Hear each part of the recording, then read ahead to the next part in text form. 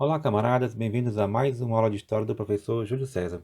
O tema de hoje será a independência política do Brasil. As ideias de igualdade e liberdade dos iluministas e da Revolução Francesa chegaram ao Brasil ainda no século XVIII. A independência dos Estados Unidos também influenciou o movimento de emancipação política em todo o continente americano. Ao mesmo tempo, a Inglaterra, que necessitava desses produtos devido à Revolução Industrial, defendia a independência do país da América para obter novos mercados consumidores. Até a maçonaria chegou às Américas protagonizando o movimento de luta pela independência. Maçonaria é uma organização de base filosófica e social que defende ideias de liberdade individual e das nações, progresso e conhecimento científico. Inconfidência Mineira. A economia do Brasil colonial estava submetida ao monopólio do comércio português através do mecanismo do Pacto Colonial. Por esse mecanismo, o Brasil somente poderia fazer comércio com os portugueses. Dessa forma, Portugal vendia seus produtos a preços caros para os produtores brasileiros. Ao mesmo tempo, comprava pelo preço mais barato possível a esses mesmos produtores. Com o tempo, a relação entre colônia, o Brasil, e metrópole de Portugal ia se desgastando. Em Minas Gerais, a capitania mais rica no Brasil no século XVIII, os mineradores eram obrigados a pagar 100 arrobas de ouro à coroa portuguesa. Se a cota não fosse atingida, os mineiros deveriam pagar a derrama, um imposto coletivo dividido entre todos os moradores da capitania, fosse mineiro ou não. A lei da capitania, influenciada por ideias iluministas, decidiu conspirar contra a derrama. Participaram do movimento nomes como os poetas Cláudio Manuel da Costa, Inácio José de Alvarenga Peixoto e Tomás Antônio Gonzaga, os padres José da Silva e Oliveira Rolim, Manuel Rodrigues da Costa e Carlos Correia de Toledo e Melo. Mas o nome mais conhecido da conspiração foi do alferes Joaquim José da Silva Xavier, o Tiradentes. A ideia do conjurado era o de libertar Minas Gerais do domínio português e implantar uma república seguindo o modelo norte-americano. Não pretendiam libertar os escravos, porque era um movimento da elite mineira, dos quais muitos eram proprietários de escravos. Elaboraram nova bandeira com a inscrição em latim, Libertas que será também, que significa liberdade ainda que tardia. Os revoltados pretendiam aproveitar a cobrança da derrama para incentivar o povo a se revoltar contra a coroa portuguesa, mas foram traídos por um de seus membros, chamado Joaquim Silveira dos Reis. Ele traiu os Inconfidentes em troca do perdão de suas dívidas. Os Inconfidentes foram presos e na prisão todos negaram a participação no movimento, exceto Tiradentes, que foi o único a morrer pela causa. Os demais tiveram sua pena de condenação à morte convertida em desterro. Tiradentes foi executado na forca em 21 de abril de 1692. Seu corpo foi esquartejado e espalhado pelo caminho onde pregou suas ideias. A cabeça foi exposta em Vila Rica, atual Ouro Preto. Conjuração Baiana, também chamada de Revolta dos Alfaiates, Inconfidência Baiana e Revolta dos Búzios. Diferente da Inconfidência Mineira, que foi um movimento de elite, a Conjuração Baiana foi um movimento popular. Seus participantes falavam em liberdade, proclamação da República, abolição da escravatura, igualdade racial. Participaram do movimento sapateiros, militares, escravos, ex-escravos e alfaiates. Receberam influência do Iluminismo, da Revolução Francesa, das independências dos Estados Unidos e do Haiti. Entre seus líderes estavam os soldados Luiz Gonzaga das Virgens e Lucas Dantas, os alfaiates Manuel Faustino dos Santos Lira e João de Deus Nascimento, o jornalista cirurgião e maçom Cipriano Barata. O movimento foi descoberto quando alguns de seus membros foram presos ao distribuir panfletos convocando o povo para a revolta. Logo instalou-se uma repressão para descobrir os envolvidos na ação. A maioria das pessoas presas negou a participação no movimento. A maioria, no entanto, foi condenada aos desterros ou à chibatada no Pelourinho. Luiz Gonzaga das Virgens, Lucas Dantas, Manuel Faustino dos Santos Lira e João de Deus Nascimento eram negros e pardos. Foram condenados à forca. Cipriano Barata foi preso e solto em 1800. Participaria mais tarde de outros movimentos pela independência do Brasil.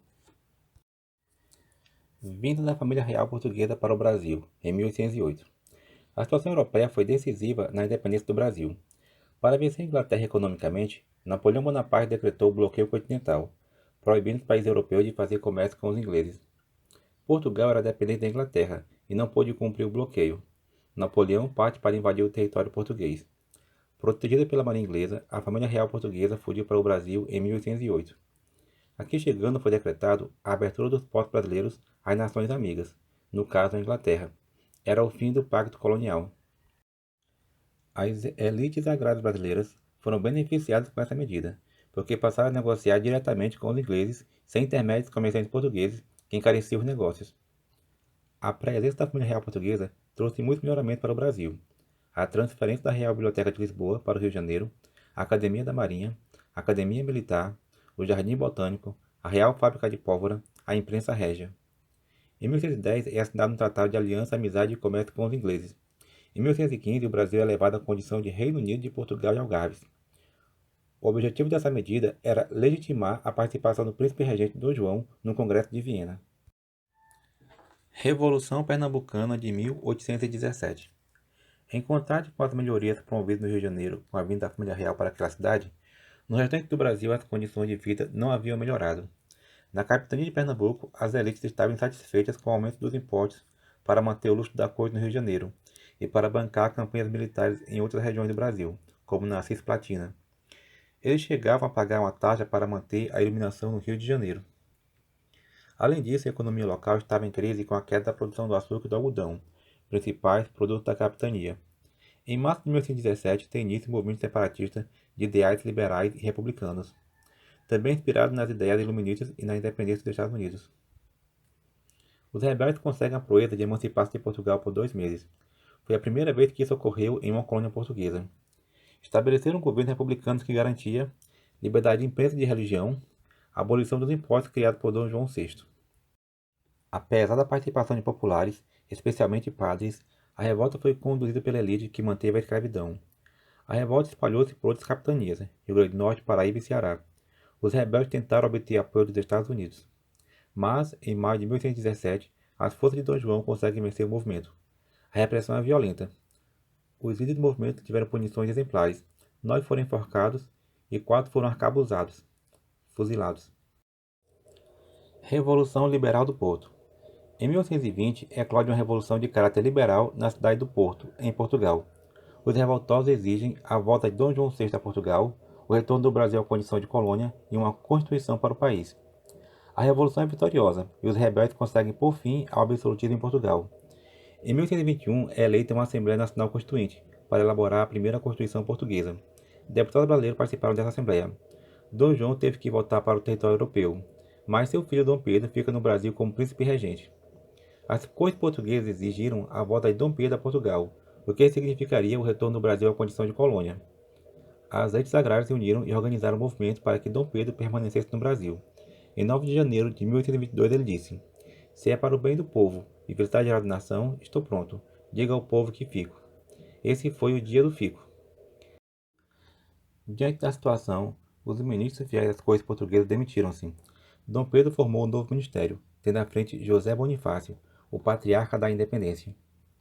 Quando voltava de uma viagem a São Paulo, Dom Pedro recebe, às margens do Riacho Ipiranga, uma carta das cortes portuguesas, o colocando na condição de subordinado às ordens vindas de Lisboa. Recebeu também pedido de sua esposa, Dona Leopoldina, e de José Bonifácio, pedindo que não se submetesse a essas condições.